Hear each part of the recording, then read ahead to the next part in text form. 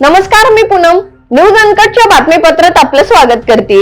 बातमीपत्राला सुरुवात करण्याआधी नजर टाकूयात हेडलाईन्सवर।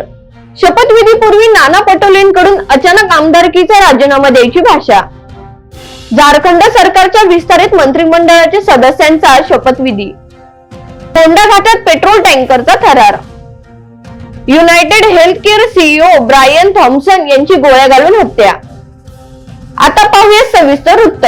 देवेंद्र फडणवीस आज मुख्यमंत्री पदाची शपथ घेणार असून पंतप्रधान नरेंद्र मोदी यांच्यासह अनेक मान्यवरांच्या उपस्थितीत मुंबईच्या आझाद मैदानावर आज संध्याकाळी 5:30 वाजता शपथविधी सोहळा होणार आहे। आज फक्त मुख्यमंत्री आणि 2 उपमुख्यमंत्री शपथ घेणार असून बाकीचे मंत्री अधिवेशनासाठी शपथ घेतील, अशी माहिती भाजपचे नेते सुधीर मुनगंटीवार यांनी दिली। राज्यात विधानसभा निवडणुकीच्या निकालानंतर महायुतीचा दणदणीत विजय झाला असून देवेंद्र फडणवीस यांची विधिमंडळाच्या गटनेतेपदी नेमणूक झाली। आता शपथविधीला अवघे काही तास राहिले असताना काँग्रेसचे नेते नाना पटोलेंनी अचानक आमदारकीचा राजीनामा द्यायची भाषा केल्यानं अनेकांच्या भुवया उंचावल्यात। भाजपच्या नेत्यांना निवडणूक आयोगाकडून बॅलेट पेपरवर मतदान घेण्याचं पत्र आणावं। बॅलेट पेपरवर निवडणूक घ्यायला आम्ही तयार आहोत, सुरुवात आम्ही आमच्यापासूनच करू, अशी इशारावजा टीका काँग्रेस प्रदेशाध्यक्ष नाना पटोले यांनी भाजप नेते परिणय फुंके यांचं नाव न घेता केली। पंतप्रधान नरेंद्र मोदी यांच्या उपस्थितीत देवेंद्र फडणवीस यांच्या मुख्यमंत्री पदाच्या शपथविधी सोहळ्याची आझाद मैदानावर जय्यत तयारी करण्यात आली आहे। संध्याकाळी 5:30 वाजता हा सोहळा पार पडेल। या सोहळ्यासाठी विविध मान्यवरांना निमंत्रणे पाठवण्यात आली असून त्यात राज्यात प्रमुख नेत्यांचाही समावेश आहे। राज्याचे माजी मुख्यमंत्री, केंद्रीय मंत्री यांसह प्रमुख नेते या सोहळ्याला उपस्थित राहतील। या सोहळ्याचं निमंत्रण शरद पवार, उद्धव ठाकरे, राज ठाकरे यांनाही देण्यात आलंय, त्यामुळे सोहळ्याला उपस्थित राहणार का याची उत्सुकता सगळ्यांना आहे। झारखंडमध्ये हेमंत सोरेन सरकारच्या विस्तारित मंत्रिमंडळाच्या सदस्यांचा शपथविधी आज दुपारी रांची इथे होणार आहे। यावेळी 11 जणांना राज्यपाल संतोष कुमार गंगवार पद आणि गोपनीयतेची शपथ देतील। त्यात झारखंड मुक्ती मोर्चाचे 4, काँग्रेसचे 4, इतर राष्ट्रीय जनता दलाच्या 1 मंत्र्याचा समावेश आहे। बातमीपत्रात वेळ झाली छोट्याशा विश्रांतीची। पाहत राहा न्यूज अनकट। ऐतिहासिक वारसा लाभलेला मराठ मुलूक महाराष्ट्र। या महाराष्ट्राला विविध रंगी छटा आहेत। साहित्य, कला, पर्यटन, नृत्य, भाषा, संत परंपरा अशा विविधतेने तो नटलेला आहे। हीच गौरवशाली विविधता जपत सुवरंग मराठी केवळ महाराष्ट्राच्या सांस्कृतिक संहितेपुरते मर्यादित न राहता समकालीन नवकल्पनांवर आधारित कार्यक्रमांद्वारे मराठी मनोरंजन विश्वात स्वतःची एक अनोखी जागा निर्माण करत आहेत। मराठी मनोरंजन क्षेत्रातील उत्तम दिग्दर्शक, लेखक आणि निर्मात्यांच्या प्रतिभेचा पुरेपूर वापर करून मनोरंजनाचा आगळा वेगळा रंग उधळण्यास आम्ही सज्ज आहोत। स्वरंग मराठीचे उद्दिष्ट मराठी मनोरंजन क्षेत्रामध्ये मनोरंजनाची वहिवाट सोडून, रूढीवादी पद्धती तोडून मनोरंजनाचा समृद्ध अनुभव प्रदान करून देण्याचा आहे। म्हणूनच यात विविध पद्धतीचे मनोरंजक आणि माहितीपूर्ण कार्यक्रम स्वरंग मराठीवर बघता येतील। शेवटी एकच, धकाधकीच्या जीवनात धांगडधिंगा करण्यापेक्षा बसूया, हसूया, गाऊया, जगूया। नाती गोती श्रावण मोती गावामधले जीवंत रंग। नाती गोती श्रावण मोती गावामधले जीवंत रंग। चला जोडूया, चला पाहूया, जशी संस्कृती तसा स्वरंग। विश्रांतीनंतर पाहूयात उर्वरित बातमीपत्र। फोंडा घाटात पेट्रोल टँकर पलटी होऊन पेट घेतल्याने घाटातील वाहतूक ठप्प झाली। कोल्हापूर येथून सिंधुदुर्गात येणारा पेट्रोल टँकर घाटात अचानक पलटी झाल्याने टँकरने पेट घेतलाय।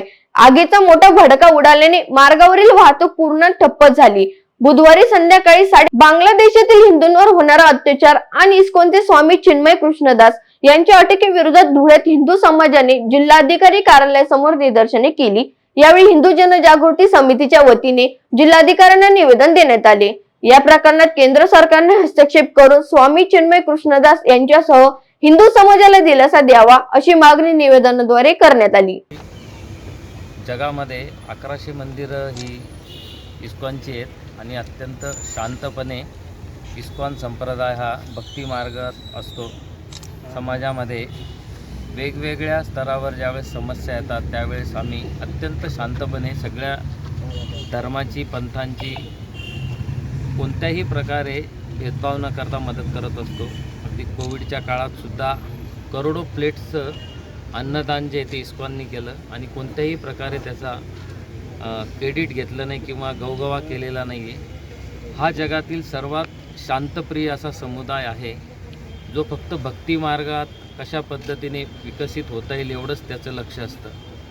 तरी सर्वांना या सर्वांच्या वतीने आणि इस्कॉन धुळे यांच्या वतीने भगवंतांकडेही प्रार्थना करतो आणि शासनाकडेही प्रार्थना करतो की जे बांगलादेशामध्ये मायनॉरिटीज आहेत, वेगवेगळ्या धर्माचे लोक आहेत, ज्यात हिंदू आहेत, बौद्ध आहेत, ख्रिश्चनसुद्धा आहेत, तर यांची काळजी घेतली जावी. त्यांचा काही दोष नसताना त्यांच्यावर होणारे अत्याचार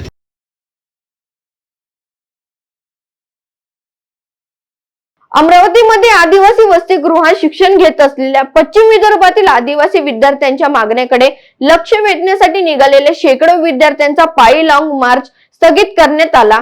धारणी येथील प्रकल्प कार्यालयावर निघालेला हा 150 किलोमीटरचा पायी मोर्चा निवासी जिल्हाधिकारी आणि पोलिसांची मध्यस्थी केल्याने थांबवण्यात आला. मात्र कडाक्याच्या थंडीत निघालेल्या विद्यार्थ्यांची यावेळी खूप हाल झाल्याचं पाहायला मिळालं. सर काय सांगाल, कालपासून सगळे मुलं धारणीला पायी निघाले होते, आज काय तोडगा निघालाय, काय आदिवासी विद्यार्थी आहेत जे काल ज्यांनी लॉंग मार्च काढला, काल ते ATC ऑफिसला गेले, तिथं समाधान न झाल्यामुळे त्यांनी धारणीकडे PO ऑफिसला जाण्याचा निर्णय घेतला.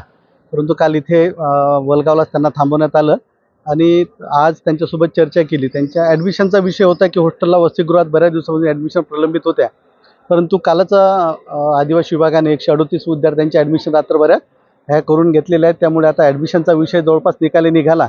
काही मुलांच्या ॲडमिशनचा विषय आहे, जे पात्र आहेत त्यांच्या ॲडमिशनसाठी परत ज्या व्हॅकन्सी जिल्ह्यात असतील त्या टर्न करून त्या इथे घेतल्या जातील आणि त्यांच्या पण ॲडमिशनचा विचार आदिवासी विभागामार्फत केला जाईल. दुसरा विषय त्यांचा स्वयंचा विषयाचा होता की ज्या मुलांना वसतिगृहामध्ये ॲडमिशन मिळाले नाही त्यांना शासनामार्फत स्वयं या योजनेमध्ये 5,100 रुपये दिल्या जातात. तर त्यांचं बिल त्यांना मिळालं नाही, तेही 2 दिवसात बिल निघून जाईल आणि त्यांच्या मागण्या जवळपास आता मागणी केल्यासारख्या आहेत. त्यांचे काही वसतिगृहातल्या अव्यवस्थेबाबत काही मुलं बोलत होते, तर त्यांचीसुद्धा 13 तारखेला PO मॅडमसोबत बैठक लावण्यात आलेली आहे आणि त्यावर पण तोडगा निघणार आहे. राज्यात मागील 3 दिवसांपासून ढगाळ आणि दमट हवामान असून थंडी गायब झाली. उत्तरेकडून येणाऱ्या थंड वाऱ्यांना दक्षिणेकडून येणारे दमट वारे थांबवत असून फिंगर चक्रीवादळाचा महाराष्ट्रालाही तडाखा बसल्याचं दिसून आलं. भारतीय हवामान विभागानं राज्यातील 9 जिल्ह्यांना पावसाचा येलो अलर्ट दिला असून कोकण, मध्य महाराष्ट्र, मराठवाड्यात मुसळधार पावसाची शक्यता वर्तवण्यात आली. बातमीपत्रात वेळ झाली छोट्याशा विश्रांतीची. पाहत रहा न्यूज अनकट. ऐतिहासिक वारसा लाभलेला मराठ मुलूक महाराष्ट्र. या महाराष्ट्राला विविध रंगी छटा आहेत. साहित्य, कला, पर्यटन, नृत्य, भाषा, संत परंपरा अशा विविधतेने तो नटलेला आहे. हीच गौरवशाली विविधता जपत स्वरंग मराठी केवळ महाराष्ट्राच्या सांस्कृतिक संहितेपुरते मर्यादित न राहता समकालीन नवकल्पनांवर आधारित कार्यक्रमांद्वारे मराठी मनोरंजन विश्वात स्वतःची एक अनोखी जागा निर्माण करत आहेत.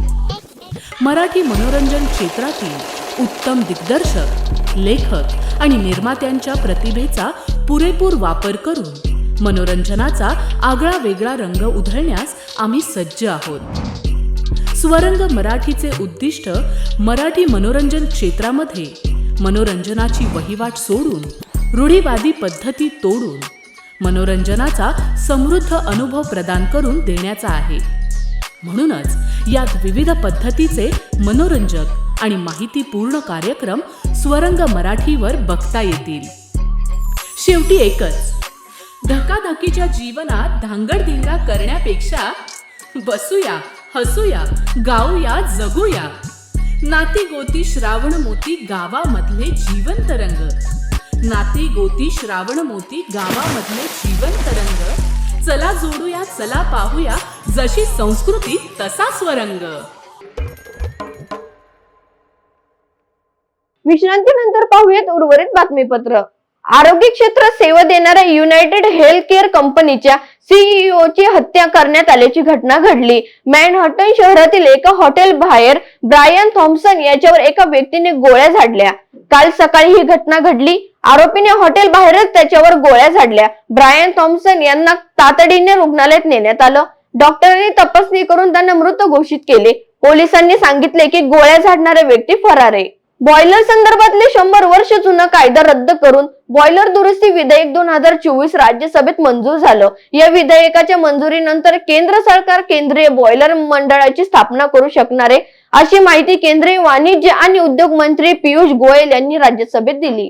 मुडा गैरव्यवहार प्रकरणी ईडीने कर्नाटकच्या लोकायुक्तांना पत्रव्यवहाराद्वारे दिलेली माहिती राजकीय हेतूने प्रेरित असून लोकायुक्तांवर आणि न्यायालयावर प्रभाव पाडण्यासाठीच ही माहिती देण्यात आली, असा आरोप कर्नाटकचे मुख्यमंत्री सिद्धरामय्या यांनी केलाय.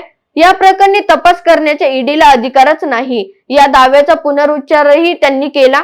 आम्ही या विरोधात उच्च न्यायालयात रिट पिटिशन दाखल केली असून त्यावर आज सुनावणी होणार असल्याची माहिती त्यांनी दिली. वेळ झाली या बातमीसह या बातमीपत्रात तिथेच थांबायची. पाहत राहा न्यूज अनकट.